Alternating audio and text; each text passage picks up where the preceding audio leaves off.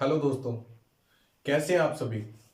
चलिए आज की क्लास को हम लोग स्टार्ट करते हैं। आपसे जैसा कि वादा किया गया था कि जो भी क्लास में टेस्ट होते हैं, जो भी रेगुलर जो डेली टेस्ट होते हैं, जो डेली आपको एसटी प्रोवाइड की जाती है, तो उसमें जितना भी मैथ का सेक्शन होगा उसको हम लोगों को सॉर्ट आउट करना है। तो जिन बच्चों को उन क्वेश्चंस पे प्रॉब्लम होती है वो सभी लोग यहाँ से ये सीख सकते हैं। ठीक है, तो चलिए आज हमने एक एसटी ले रखी है 25/12/2020 की। कब की है ये है 25/12/2020 की। ठीक है, तो 25/12/2020 के दिन जो आपको एसटी प्रोवाइड की गई थी आप उसको निकाल सकते हैं। और इसके साथ में ही हम आगे से कोशिश करेंगे कि आपको यहीं पर साइड में क्वेश्चन शो करें। ठीक है, तो चलिए आज की क्लास को हम लोग स्टार्ट करते हैं। सबसे पहला सवाल देखिए क्या दिया गया है। सबसे पहले सवाल में आपको ये बोला जा रहा है कि 10 की घात 100 को अगर हम 5 की घात 75 से विभाजित करें तो भागफल क्या मिलेगा। और चार ऑप्शन दिए गए हैं, क्या 2 की घात 75 गुणे 10 की घात 25, और यहां पे दिया गया है 2 की घात 25 गुणे 10 की घात 75। तीसरा ऑप्शन है 10 की घात 25 और चौथा है 2 की घात 75। यहां पे ये कुछ दिया जा रहा है, अब जरा ध्यान से समझिएगा। बोला गया कि 10 की घात 100 को हम 7 की घात 75 से 5 की घात 75 है।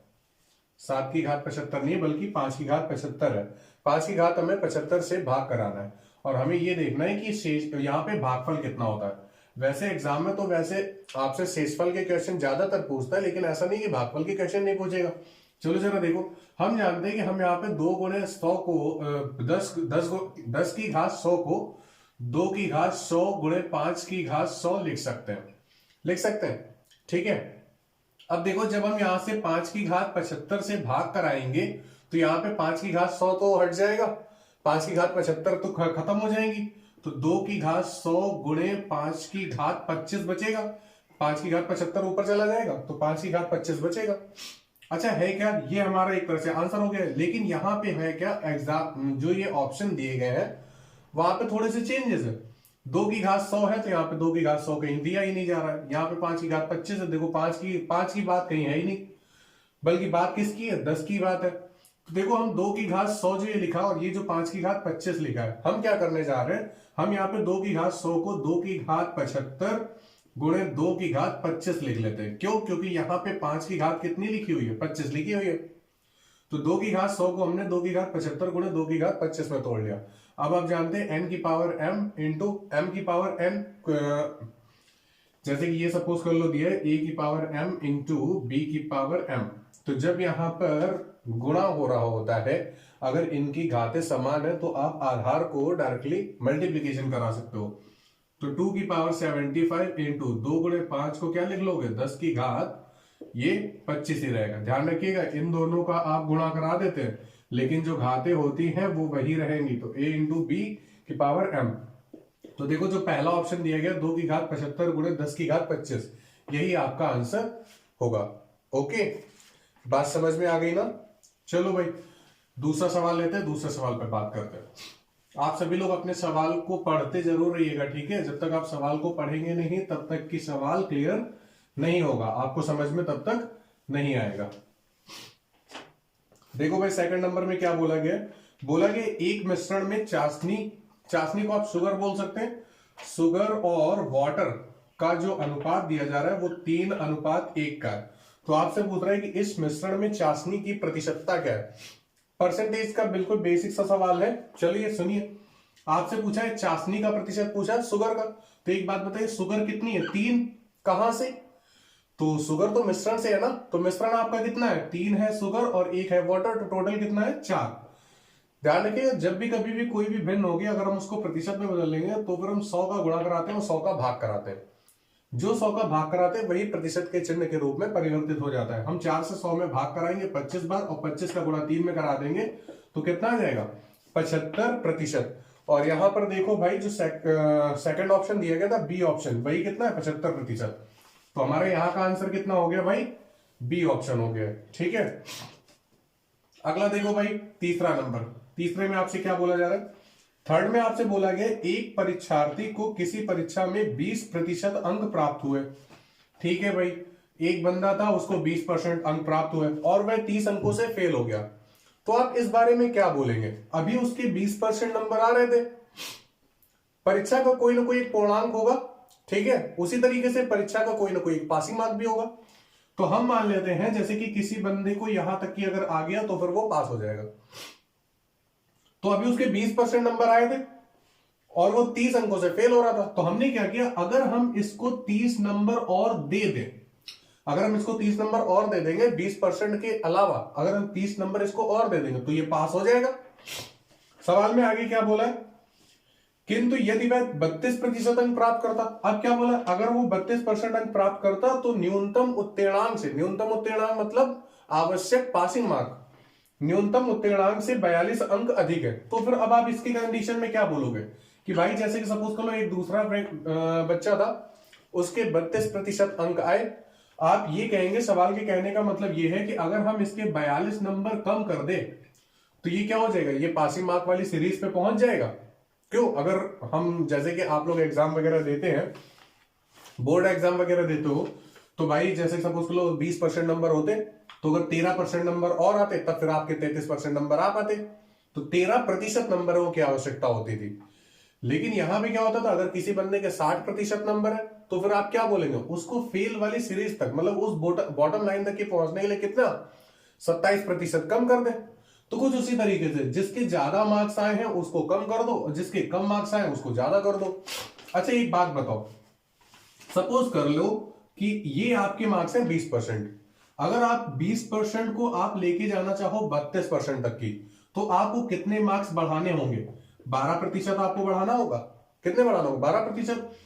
लेकिन अगर आप मार्क्स की दृष्टि से देखो तो यहां से यहां तक की जाने में लगेगा 30, यहां से यहां तक की जाने के लिए कितने अंक चाहिए, 30 अंक चाहिए, और यहां से यहां तक की आने के लिए कितने अंक चाहिए, 42 अंक चाहिए।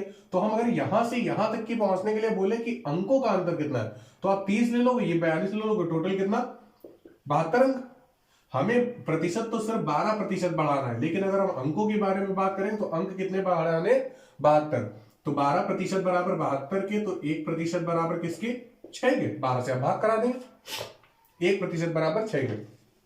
आपसे सवाल में यह पूछा गया था उत्तीर्ण प्राप्तांकों का प्रतिशत क्या है, उत्तीर्ण प्राप्तांक मतलब पास होने के लिए उसे कितने मार्क्स चाहिए।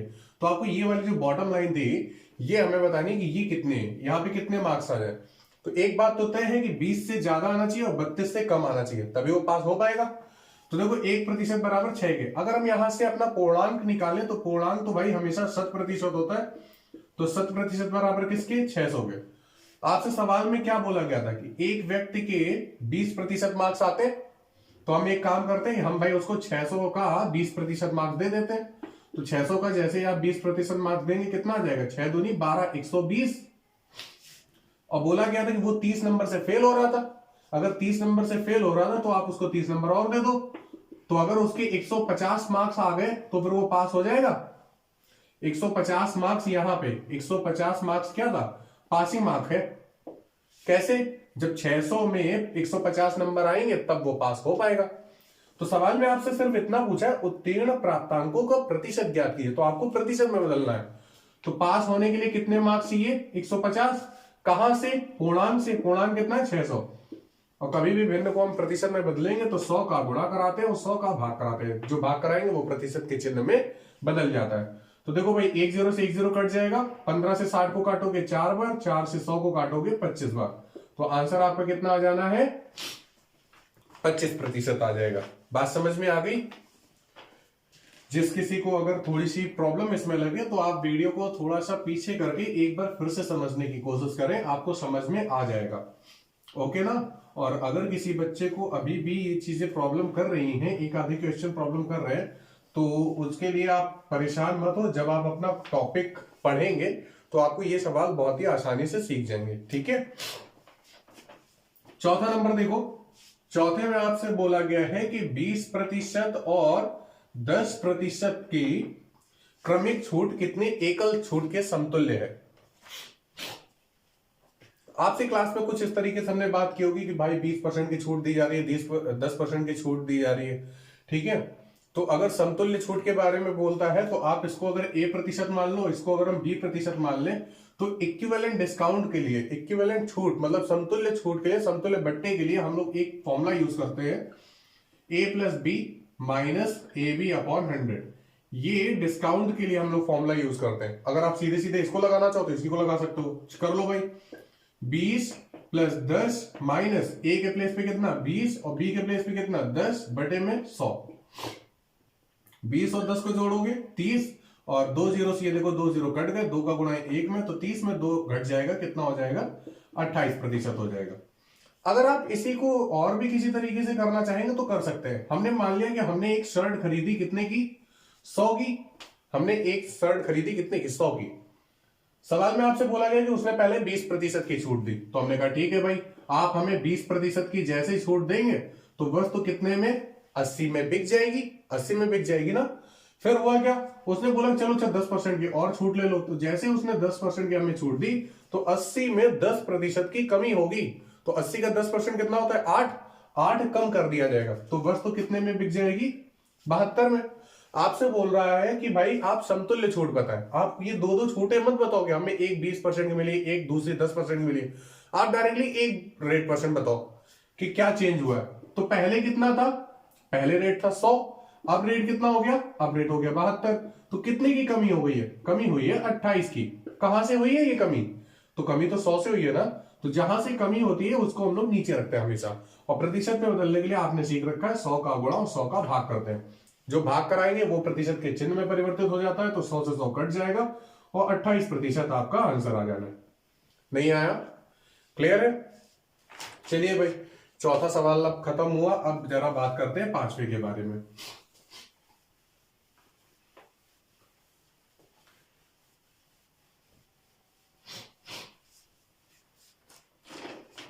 पांचवे में आपसे कुछ इस तरीके से बोला जा रहा है कि A/B plus B/A equals to 2, तो A माइनस B का मान क्या होगा, ठीक है।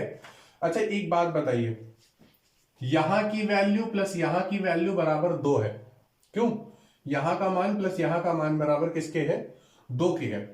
तो आप यहां पर क्या सोच पा रहे हैं, अगर हम A का मान 1 रख दे और B का मान भी 1 रख दे, तो देखो 1/1 प्लस 1/1 बराबर किसके 2 के।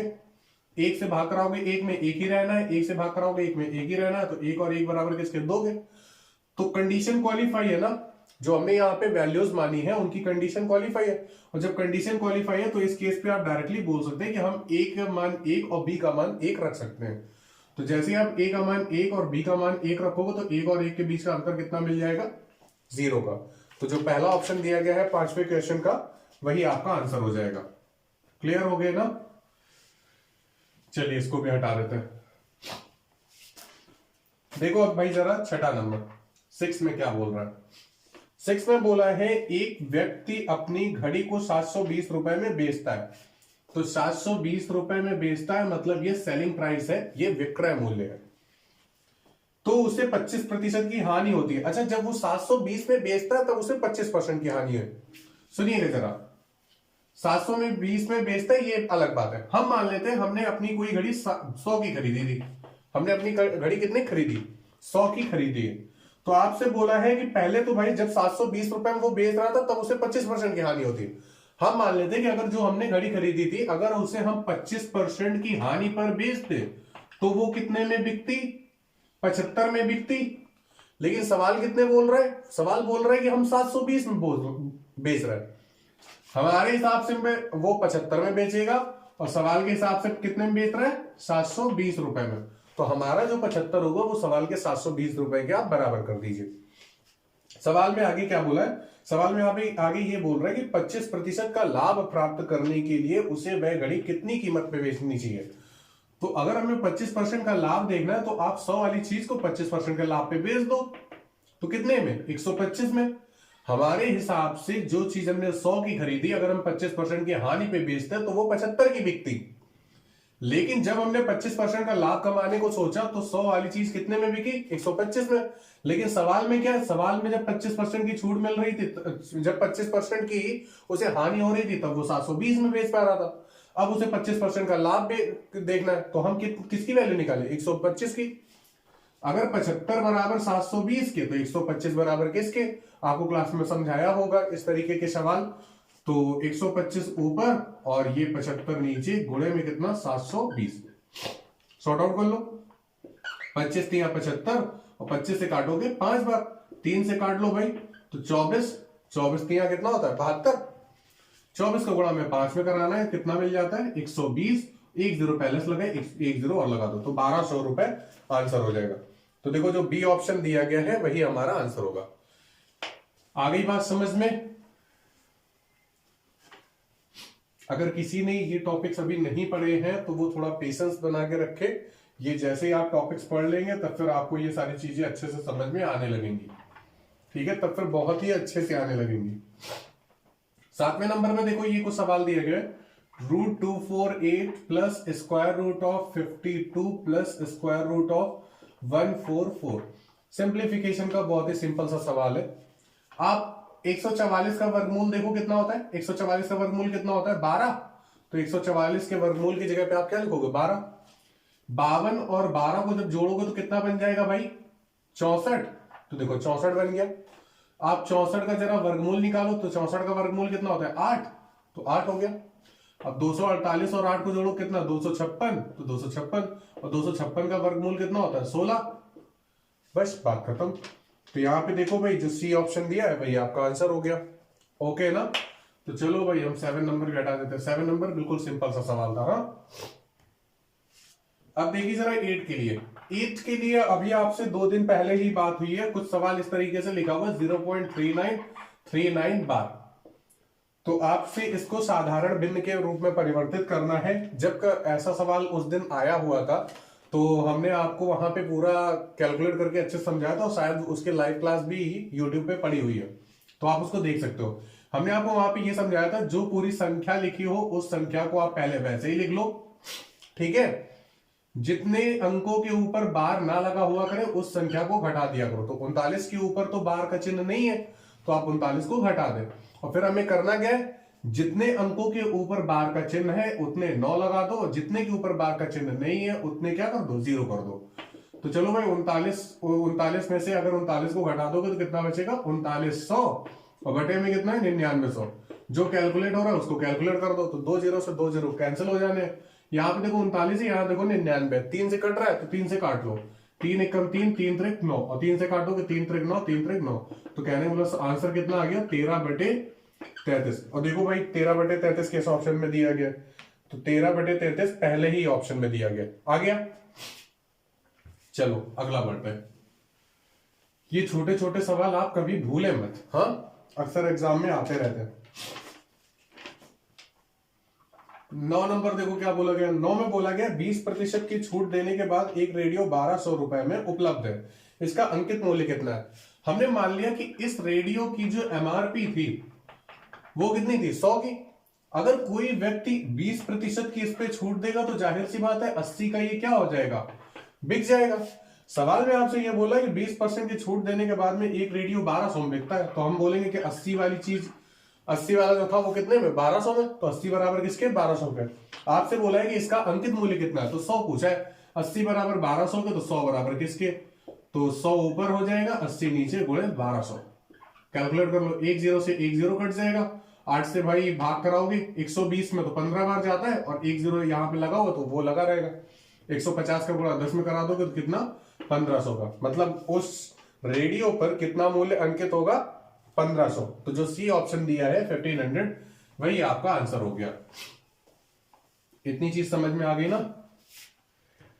चलो देखो भाई 10 नंबर। 10 में क्या बोला गया?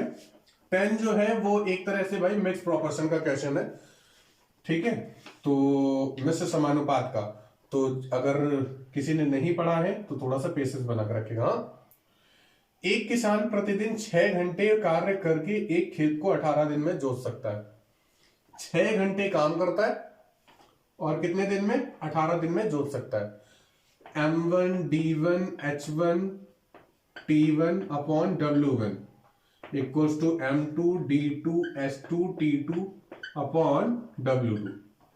यही चीज तो हमें करनी होती है। जितने मैन होंगे वो यहाँ पर रख दो, जितने डेज होंगे उतने वो यहाँ पर रख दो, जितने आवर्स होंगे उसको यहाँ पर रख दो, जितने टाइम होगा, जितने समय, जितने घंटे काम करता है उसको आप यहाँ पे ऐसा रख देंगे। ठीक है, तो टाइम तो वैसे यहाँ पे आ चुका है, तो टाइम को आप यहाँ से हटा दो। ठीक है, और वर्क को हम लोग कहाँ रखते हैं, नीचे रखते हैं। देखो क्या बोला गया, एक किसान प्रतिदिन, एक दिन, प्रतिदिन का मतलब क्या होता है, एक दिन 6 घंटे कार्य करता है, तो 6 घंटे यहां रख दिया, और 18 दिन में जोड़ सकता है तो 18 का हमने गुणा कराया। फिर बोला तदनुसार उसे वही कार्य अगर 12 दिन में पूरा करना है तो फिर कितने घंटे काम। अच्छा देखो, जब पहले 18 घंटे में काम कंप्लीट हो रहा था तो वो 6 घंटे प्रतिदिन काम कर रहा था, लेकिन जब उसे 12 दिन में ही काम करना है तो जाहिर सी बात है अब जो टाइम लगेगा वो कुछ ज्यादा लगेगा। तो आप यहाँ पे टाइम को कितना मान लो, एक्स, भाग करा दो भाई। 6 से काटोगे 12 को कितनी बार, 2 बार, 2 से 18 को काटोगे कितनी बार, 9 बार, तो x का मान कितना आ जाएगा, 9। तो देखो सी ऑप्शन जो दिया है वही आपका आंसर हो गया। बात क्लियर हो गई। चलो देखो आगे, पहले प्रकार के आदमी पहले प्रकार का काम आगे, और दूसरे प्रकार का दूसरा जो सब कुछ दिया होगा वो पीछे। ठीक है, इक्वल में आप रखेंगे।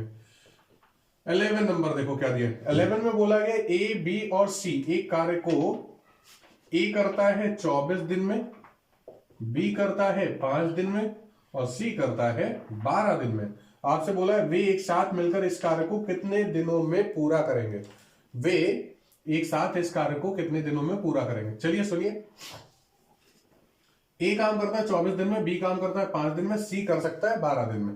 तो सबसे पहली चीज तो ये होती है कि हम इनका भाई एक एलसीएम ले।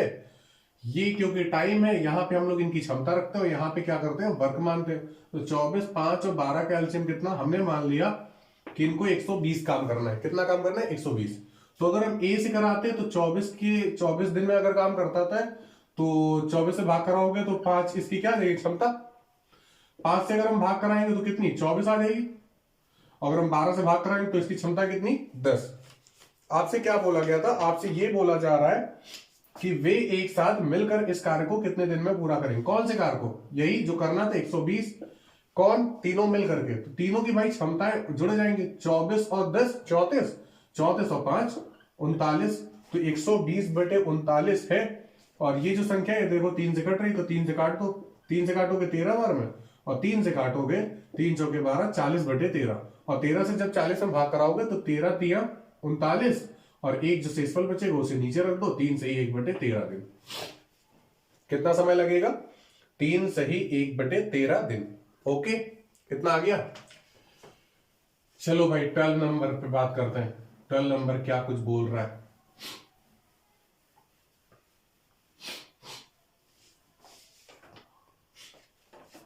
ट्वेल्व नंबर में कुछ इस तरीके से बोला है, यहां पे बोल रहे हैं कि कॉस थीटा का जो मान है वो p/√p² प्लस q² है। तो आपसे tan थीटा का मान पूछा है, किसका मान पूछा है, tan थीटा का। अच्छा, फॉर्मूले पे हम लोग बात नहीं करते हैं, सीधे सीधे जो चीजें हैं एक्चुअल में उनको आपको समझाने की कोशिश करते हैं। आपने पढ़ रखा है लाल बटे कक्का, यहां पे ये होता है साइन, ये होता है कॉस, ये होता है टेन, ये होता है कॉट, ये होता है सेक, और ये क्या होता है, कॉसेक। तो यहाँ पे कॉस थीटा की वैल्यू बोलिए, कॉस थीटा मतलब क्या, आधार बटे कर्ण। तो अगर हमने इसको थीटा मान लिया तो आधार क्या होगा ये, और कर्ण क्या होगा ये, तो आधार की वैल्यू दी गई p, तो कर्ण का मान कितना हो जाएगा, √p² प्लस q²। ठीक है, अगर हम बाई पाइथागोरस थ्योरम करते हैं, by PGT, by Pythagoras theorem, तो वहां पे आप कर्ण का वर्ग बराबर आधार का वर्ग प्लस लंब का वर्ग करोगे। तो जब आप इसको सॉर्ट आउट कर रहे होंगे कि कर्ण का वर्ग मतलब √p² प्लस q² बराबर आधार का वर्ग, तो कितना p², और प्लस लंब का वर्ग, लंब हमें पता नहीं तो हम इसके प्लेस पे l का स्क्वायर लिख लेते हैं अभी। तो हमको इसका स्क्वायर करना था ना, तो इसका जैसे हम स्क्वायर करेंगे तो स्क्वायर रूट हट जाएगा, तो कितना p² प्लस q², और इस p² को इधर भेज दो तो माइनस का p² हो जाएगा, इक्वल टू l², p² से p² कट गया, स्क्वायर से ये स्क्वायर भी हट जाएगा। तो यहाँ पे जो लंब आ जाएगा उसका मान कितना आएगा, q, तो ये है कितना, q दिया हुआ।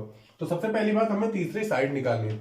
इसको निकालने के लिए हम लोग फॉर्मूले वगैरह का भी यूज कर सकते हैं, लेकिन अभी वो आपको हमने बताया नहीं, इसलिए हम उसके बारे में डिस्कस भी नहीं कर रहे। हमें मान चाहिए tan थीटा का, तो देखो tan क्या होता है, लंब बटे आधार, तो लंब कितना है q, आधार कितना है P, तो यही आपका आंसर हो गया Q/P। देखो सी ऑप्शन जो दिया है वही आपका आंसर है। बात समझ में आ गई? अगर इस सवाल में इन सवालों में अगर आपसे कोई भी सवाल नहीं समझ में आ रहा है तो आप क्लास में लास्ट में या फिर क्लास के बीच में ही हमको टोक सकते हैं, ठीक है? आपको वहां पे इन चीजों के बारे में डिस्कस किया जाएगा। देखो 13 नंबर क्या बोला गया है। 13 में आपसे कुछ ये बोला है, यदि मूलधन प्रिंसिपल और 5 वर्षों, तो टाइम देखो आपसे कितना बोल दिया है, 5 वर्षों के ब्याज का अनुपात, तो 5 वर्षों के ब्याज का अनुपात जो है वो 10:3 का है। किसका? 5 वर्षों के ब्याज और मूलधन के बीच में जो अनुपात है वो कितना है? 10:3। यहां से आप साधारणतः ये चीज बोल सकते हो कि अगर प्रिंसिपल 10 यूनिट है तो साधारण ब्याज कितना होगा? 3 यूनिट। तो आप अगर यहाँ पे SI बराबर PRD/100 लगा दो, तो SI के प्लेस पे कितना? 3, प्रिंसिपल के प्लेस कितना? 10। रेट ऑफ इंटरेस्ट हमें बताना है तो हम यहाँ पे R ही रखते हैं, और समय कितना है? 5 वर्ष है तो 5 रख दो, बटे में कितना? 100।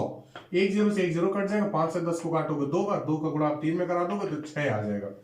तो दर का मान कितना आ जाएगा? 6%। आपसे यही चीज पूछी गई थी, ब्याज की दर क्या है, तो बी ऑप्शन जो है वही आपका आंसर हो गया। ओके, चलिए हटा देते हैं।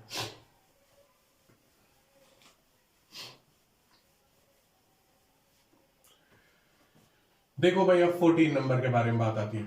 14 में बोला गया एक व्यक्ति 5 घंटे 15 मिनट यात्रा करता है। कितने घंटे? 5 घंटे 15 मिनट। तो ये टाइम दिया गया है 5 घंटे और 15 मिनट को हम लोग एक से ही 1/4 घंटे बोल सकते हैं, क्योंकि 15 मिनट क्या होता है? 1/4 घंटे होता है ना, तो 5 से ही 1/4 घंटे का टोटल टाइम लग रहा है। आपसे बोला है यदि वह पहली आधी यात्रा 60 की स्पीड से और शेष जो आधी यात्रा है वो कितनी? 45 की स्पीड से चलता है, तो उसकी यात्रा की कुल दूरी, डिस्टेंस आपको बतानी है। अच्छा, आप जानते हैं distance equals to speed into time होता है। टाइम तो हमें पता है कि 5 चौके 20 और 1 21/4 घंटे, लेकिन हमें स्पीड जो है वो 2 केस पे दी है। अच्छा, आप एक बात बताइए, आपसे जब हमने ऐसे कुछ सवालों पे बात की थी कि एक व्यक्ति कोई अपने घर से कहीं दूसरी जगह जाता है और फिर से वहां से लौट करके आता है, तो जो डिस्टेंस होगी वो तो सिमिलर रहती है।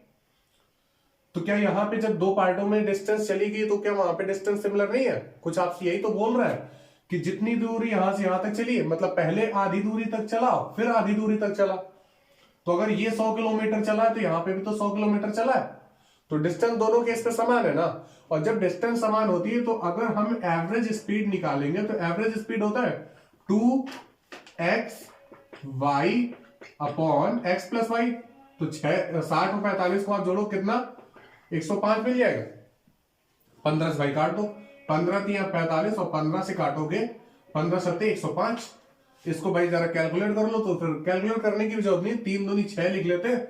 6 गुणे 60 बटे में कितना है? 7। इसको ऐसे रख लो, 4 से काटोगे 60 को कितनी बार? 15 बार, और 7 से 21 कट जाएगा कितनी बार? 3 बार। ओके ना? तो 15 3 45 और यहां पे कितना है? 6। ओके ना? अच्छा, 45 को आप लोग 90/2 लिख लोगे, 2 से 6 को काट दो 3 बार, और 9 का गुणा 3 में कितना? 27। मतलब आंसर कितना आ जाएगा? 270 किलोमीटर। तो ये देखो जो पहला ऑप्शन दिया 270 किलोमीटर, यही आपका आंसर हो जाएगा।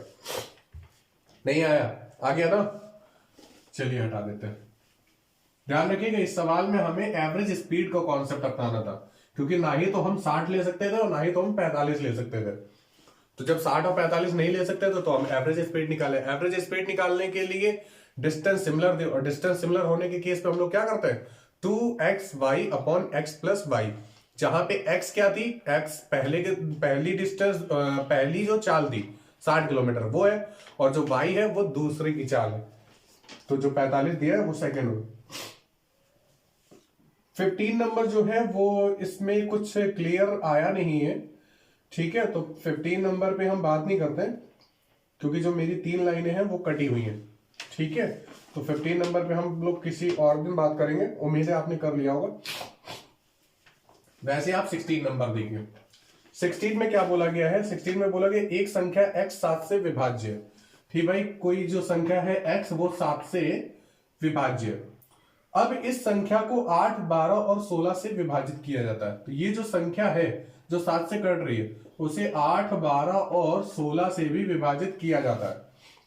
तो प्रत्येक मामले में 3 शेष रहता है। कितना? 3 शेष। अच्छा देखो, जब हम 7 से भाग करा रहे होंगे, क्योंकि ये संख्या 7 से विभाज्य है, तो जाहिर सी बात है 7 से विभाज्य करने पर जो शेषफल बचता होगा वो तो 0 बचता होगा। लेकिन जब हम इसी संख्या को x को जब हम 8 से भाग करा रहे हैं, 12 से भाग करा रहे हैं, 16 से भाग करा रहे हैं, तब शेष कितना आ रहा है? तब शेष आ रहा है 3। तो आपसे पूछा है कि x का न्यूनतम मान कितना है। तो देखो न्यूनतम मान के लिए 4 ऑप्शन दिए गए, 147, 148, 149 और 150। सपोज कर लो हम लोग सबसे पहले किसको ले लेते हैं? 150 को। 150 क्या 7 से कट पा रहा है? जरा काट के देख लो। तो 7 से तो कटेगा नहीं, 7 दूनी 14, 1 बचेगा। तो 10 7 से कटता है क्या? नहीं कटता है। तो ये तो ऑप्शन नहीं हो सकता। अच्छा जरा हम पहला वाला ऑप्शन देखते हैं, 147, क्योंकि 147 ही 7 से कट रहा है। तो 147 अगर ये 7 से कट जाए तो 7 दूनी 14, 7 एकम 7। तो 147 क्या है? जो कि 7 से कट रहा है। अब अगर 7 से कटेगा तो जाहिर सी बात है उसका शेषफल 0 होगा। तो यहां पे इस कंडीशन पे तो ठीक है। दूसरी बात, आप जरा 8 से भी भाग करा के देख लो। 8 से भाग कराओगे 147 में तो 3 शेषफल बचना चाहिए। तो जब आप 8 से भाग कराते हो तो 144 कटता है। किससे? 8 से। लेकिन 147 कटता नहीं है, तो वहां पे शेषफल कितना बच जाएगा? 144 और 147 में बीच का अंतर कितने का है? 3 का है। तो वही 3 क्या होगा? शेषफल होगा। यही चीज आपसे सवाल बोली गई है। ठीक है, तो यहाँ पे जो 16 का जो पहला ऑप्शन है यही आपका आंसर है। उम्मीद है आ गया होगा आपको। ठीक है, चलिए अगला सवाल पे बात करते हैं।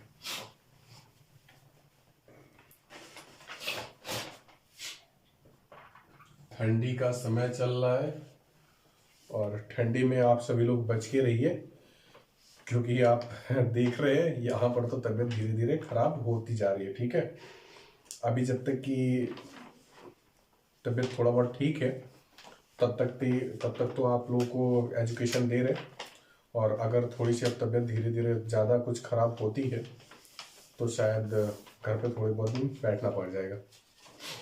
चलो देखो, अगला सवाल बोला गया, 2 रेलगाड़ियां एक ही समय पर ए और बी से चलना प्रारंभ करती हैं। ठीक है भाई, एक कोई ट्रेन है जो कि वहां से चलती है और दूसरी कोई ट्रेन है वो सपोज कर लो यहां से चलती है।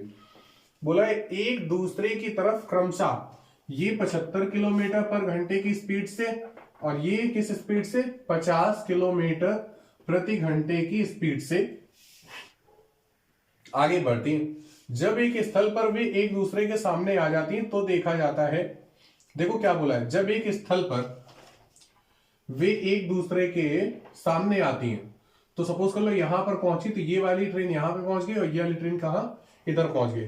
तो बोला है जब एक स्थल पर वे एक दूसरे के सामने आती हैं तो देखा जाता है कि एक रेलगाड़ी दूसरी रेलगाड़ी से 175 किलोमीटर अधिक यात्रा कर चुकी है।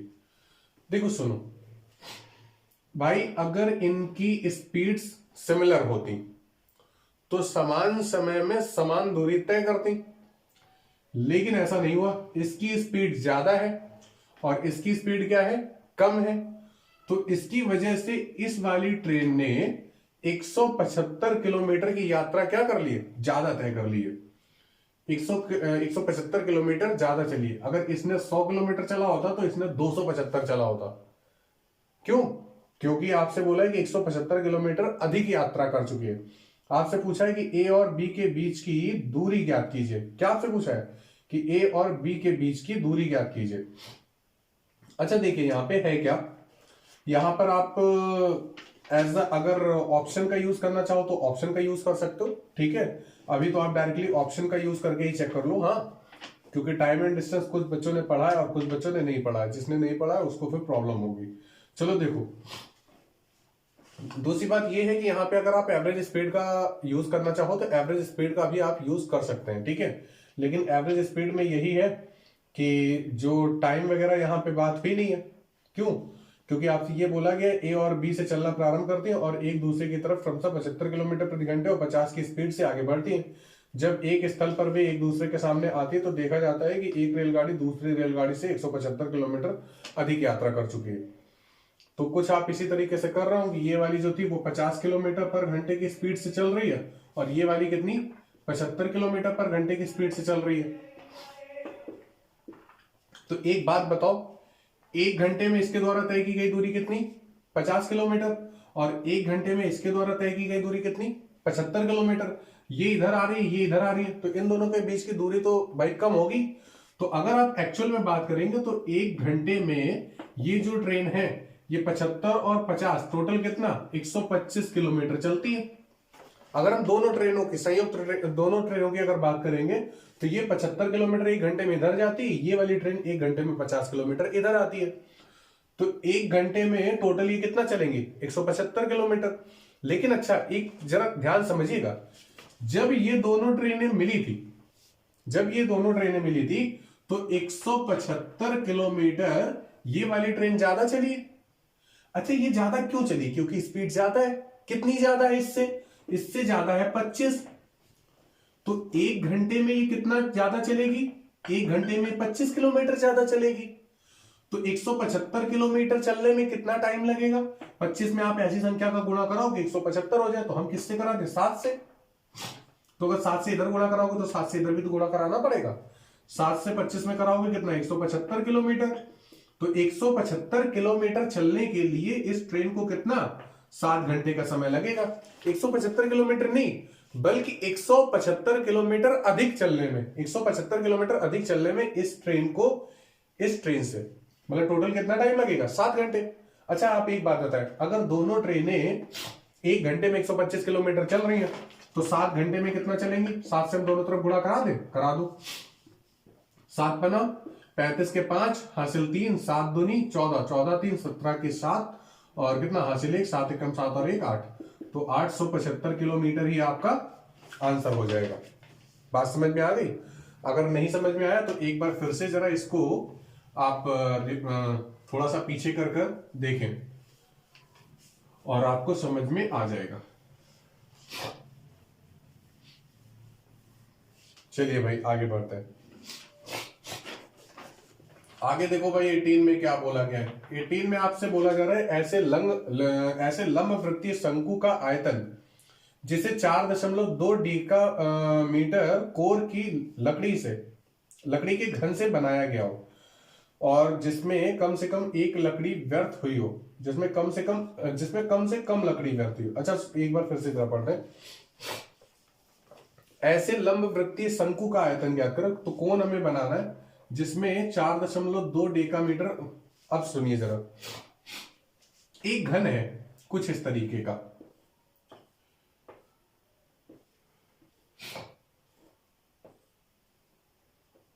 घन कुछ इसी तरीके का होता है भाई, ठीक है। जैसे कि एक डब्बा, अब यहां पे तो डब्बा है नहीं, कोचिंग में डब्बा रखा हुआ है तो तुम वहां से समझा देते, ठीक है।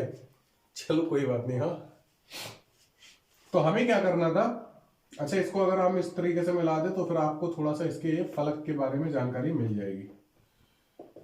ये वाली जो फलक है ये इसका आधार है, ये इधर राइट साइड में, और ये वाला जो पोर्शन है ये उधर से लेफ्ट पोर्शन में होगा, ये सामने होगा और वो उधर बैक, ये टॉप और इधर ये नीचे बॉटम, आपको पता है,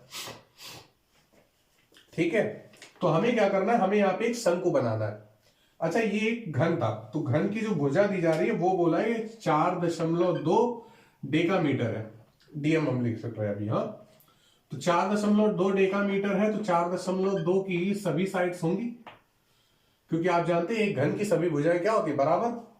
तो हमें इसी में एक शंकु बनाना था। शंकु कैसा होता है, शंकु की जो आधार होता है वो वृत्ताकार होता है और उसमें कुछ इस तरीके से भाई बना होता है, क्यों, ऊपर से फिर कर्व होता है। तो कुछ यहां पे भी होगा, इसकी कुछ ना कुछ एक हाइट होगी, घन की कुछ ना कुछ हाइट होगी, और हाइट कितनी है 4.2।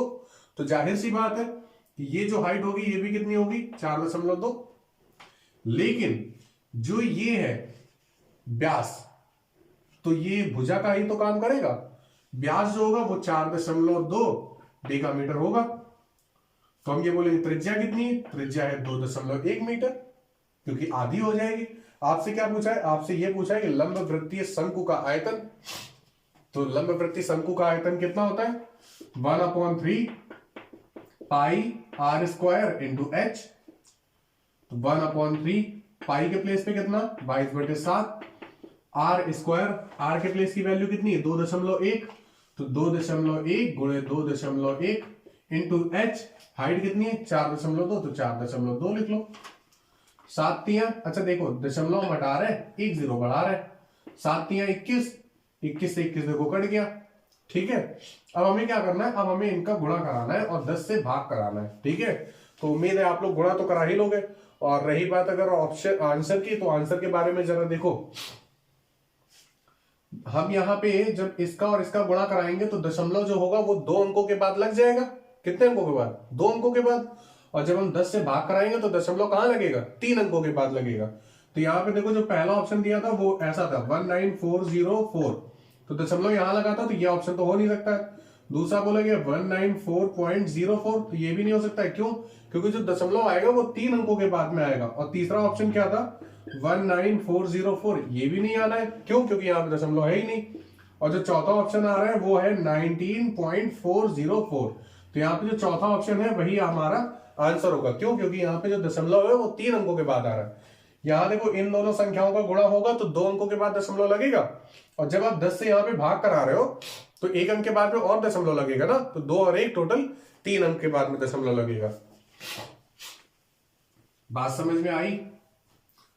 इस सवाल को और भी अच्छे से समझा जा सकता है अगर आपके सामने एक कोई घन उपस्थित हो, लेकिन आप एनालिसिस करने के लिए जाने जाते हैं, आप सभी का एनालिसिस पावर अच्छा है, तो इस वजह से डायरेक्टली इस क्वेश्चन को समझा दिया गया। देखो भाई, अगला 19 नंबर क्वेश्चन बोला गया है कि एक चुनाव में 8% मतदाताओं ने अपने मत नहीं दिया। तो हम मान लेते हैं एक वोटिंग में 100% मतदाता थे, और अगर उनमें से 8% ने अपना वोट नहीं दिया तो 92% वोटर्स ने तो वोट दिया होगा ना। अब बोला क्या गया, चुनाव में केवल 2 उम्मीदवार थे। ठीक है भाई, जीतने वाले ने कुल मतों का 48% प्राप्त किया। कुल मत थे कितने, 100।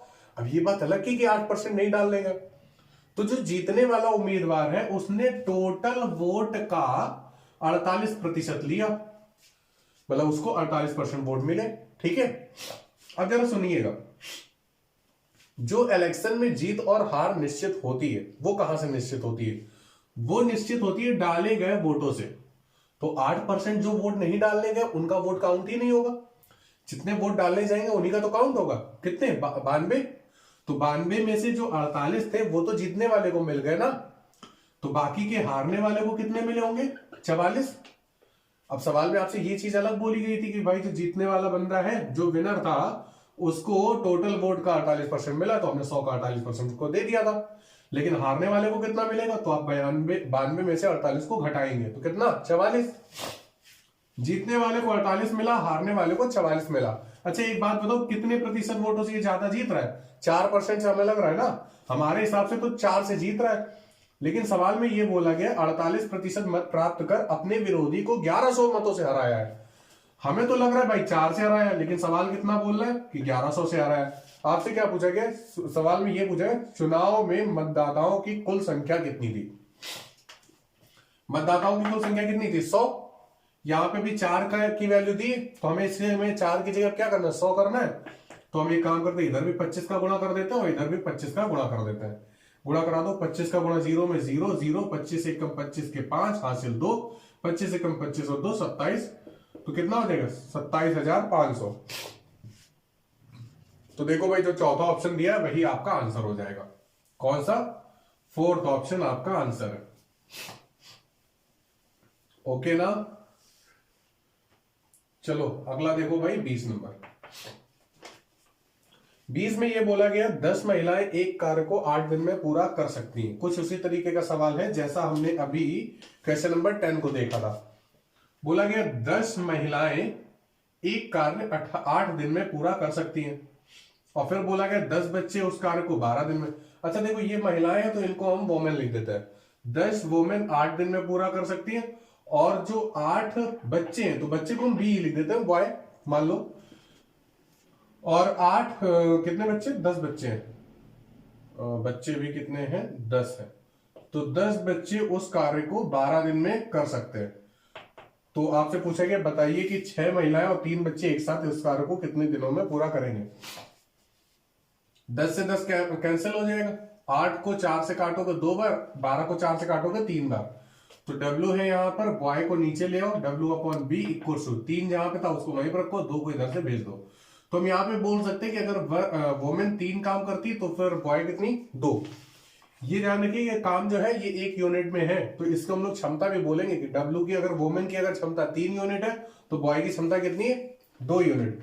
तो आपसे ये चीज बोला गया था, बताइए कि 6 महिलाएं और 3 बच्चे एक साथ उसी कार्य को, कौन सा कार्य, ये वाला या फिर ये वाला, कोई भी आप एक ले सकते हो। तो हमने सपोज कर ये वाला ले लिया, तो 10 गुणे वोमेन की क्षमता कितनी थी, 3 गुणे 8। आपसे क्या बोला, बताइए कि 6 महिलाएं ना, तो 6 वोमेन, तो वोमेन को हमने 3 ले लिया, और फिर बोला था 3 बच्चे, तो 3 बच्चे 2। इनकी क्षमता यहाँ पे हम क्या करेंगे, रख देंगे भाई, शॉर्ट आउट कर लो। 10 गुणे 3 गुणे 8, और यहाँ पे कितना, 6 त्रिक 18 और 3 दूनी 6, तो टोटल कितना 24 हो जाएगा। 8 त्रिक 24 होता है, 24 से 24 कट जाएगा, आंसर कितना आ जाएगा, आंसर आ जाएगा 10। आंसर कितना आ जाएगा, 10। तो यहां पे देखो जो पहला ऑप्शन दिया गया है वही आपका आंसर है। बात समझ में आ गई। चलिए आज की क्लास को हम लोग यहीं पर ओवर करते हैं। तो ये जो पहली एसटी हमारी है जिसको हमने आज डिस्कस किया हुआ है, वैसे तो आपको एसटी और भी पहले मिलती रही हैं, लेकिन हम लोग 25 से स्टार्ट करते हैं क्योंकि ये जो विचार आया था वो 25 को ही आया था, ठीक है। तो 25 से जो सीट्स हैं वो हमने अपने पास कलेक्ट करके रखी हुई है, और जितनी भी आपके पास मैथ की जो सीट्स हुई हैं उन सभी के अगर आपको सॉल्यूशन चाहिए तो फिर आप अपने इसी चैनल को अपने इसी चैनल पे कुछ अभी कमेंट में उसमें क्या बोलते हैं टाइटल में डाल दिया जाएगा, तो उसी को आप सर्च करके हमेशा देख सकते हैं। ओके, चलिए आज की क्लास होगा, थैंक्स अ लॉट।